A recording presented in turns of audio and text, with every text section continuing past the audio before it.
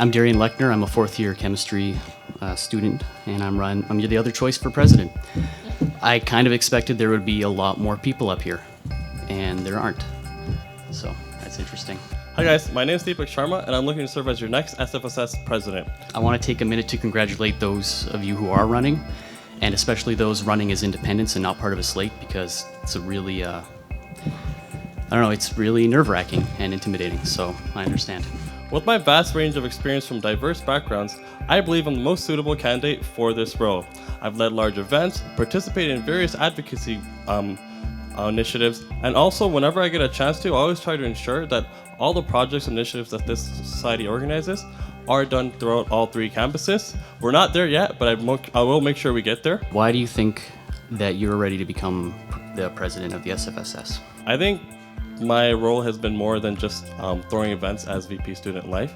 The job of a board member and for the previous 2 years has been to enhance the student experience, and I think I've done that in a wide range of areas as well, and will be continuing doing that as president. For example, increasing communication to ensure that there is membership engagement beyond just the consistent active members that always seem to be. Like I said, everyone's already mentioned, there's over 24,000 people at this campus, so those should all be increased. Why do you believe you're the best fit candidate for president this upcoming term, and why did you choose to run for the role of president in the first place? So, when it comes to being the best, I think it's a real simplification. I think we're both equally qualified because we're both ambitious. We both want to make changes in the society, and we both want to represent the membership. I think I'll leave it up to the voters to decide who's the best. I started to really pay attention to the SFSS and its roles within student life during the Build SFU campaign, and what really caught my attention was the considerable lack for the concerns of satellite campus students. It felt to me that they were effectively being ignored to push a project onto the membership. There were 600 students that signed a petition to move this to an online referenda, and it was never realized. Sorry. Hi, Darian. This is the first time that I'm hearing you speak and hearing your ideas, getting kind of a sense that you're feeling really passionate about one particular issue, which is connecting the campuses and making sure that the Surrey students and Vancouver students are heard. However, I want to vote for a president that's more than just a one-issue president. What other issues do you care about? I am extremely interested in the bylaws of the society.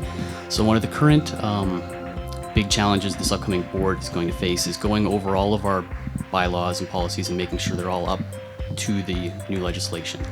And so that is another aspect of my presidency that I would be really focused on, making sure that the board is working together, that they have clear goals about what we're trying to achieve, and making sure that they agree with the writing of the legislation.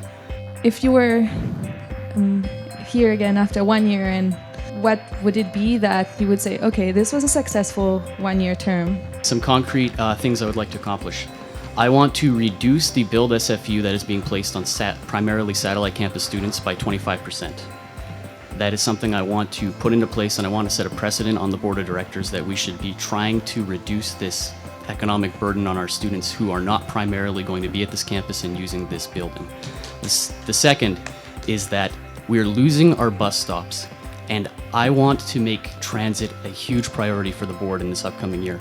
We're already facing an increase in our UPass fees, and while it is marginal, it is still an increase. We cannot let Translic think that the student society up here is passive to their motives and plans. And thirdly, I would like to see, this is referencing my previous comment on the activity fee, that the part-time membership requirement with the society, currently it's set at 4 or less credits. I'd like to see that increase to 6 or even 9, which would be in line with SFU's current policies about part-time students. One of the most exciting things for myself would be that increase in communication. We have a brand new staff and resource in that office. We have a lot of boards. We're going to have a board that's going to be focused on outreach specifically and not much operational work. I hope that gets to us a point where there's more internal and external communication, which leads to more member engagement. I know that's a very, very buzzword term, but that is one of the most important things we do need to do. Because if you look today as well, we're at a debate where there's not much participation. When you walk around campuses doing outreach, it's like, hey, what is a board of director? How can you prove to people that you are suited to be the commander-in-chief of an organization like this, with this kind of money, and these many people working for you that represent so many people? And I know people talk about concerns and problems and all these things, but you're gonna have to lead it. How can you actually show people and do something that makes them believe you're suited to be the president? Thank you. It begins now. It begins with right here and now, getting this message out to the membership and getting them to come out and vote for us. And with an attitude like that, you can lead, I will be able to lead this organization to these goals. So there's two ways this could be done. One is just being consistently dominant, firm, and aggressive, and having people listen to you for about a month or two, and then just lose everyone's attention. The second one is being an assertive leader that always tries to make consensus-based decisions, but eventually ensures that work is being done and progress in a positive way, in the way that is being done in the right way. But at the end of the day, is to be an assertive leader that is listening to everyone, but at the same time making progress. Thank you. I want to ask a general question of who are you and what qualifies you for this position? When it comes to this question of qualification, I'm not going to try to pretend that I'm the most experienced candidate here or that anyone is the most experienced candidate, because I don't believe that is the sole qualifier of if you are ready to go to the board and to represent the students and to try to make positive changes on the campus that are going to better student life. The message is more important, and if the message resonates with the students, then that's clearly what the students want. I mean, like, the previous boards have failed to engage people. There's no one here, and there's half the people compared to last year running, and there's an unclaimed spot. There's That's no 1 nominee. minute. Thank you.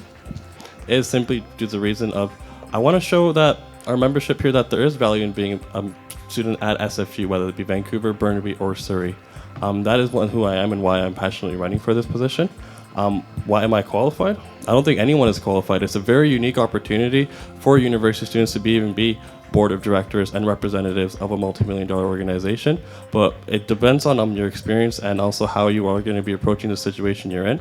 And in that case, I do believe I am am very much so capable of making the decisions faced as president, in addition to progressing this organization in a positive way where membership engagement is increased.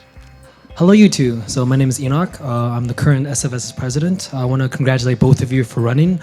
It's not an easy task running for president. It means a lot.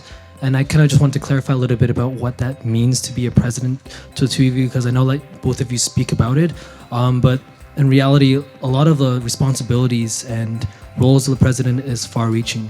He'll be spending upwards of 50 hours a week dealing with everything from human resource work to fulfilling legal contracts. He'll be dealing with everything from conflict resolution to making decisions that will direct the organization, and these can have huge implications. As the president, you help prioritize these things.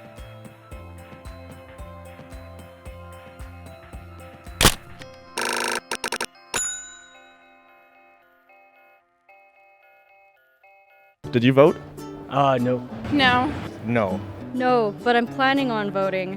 What does the SFSS do? I don't even know what it stands for. Student Could you Faculty guess? of Sciences and Social stuff.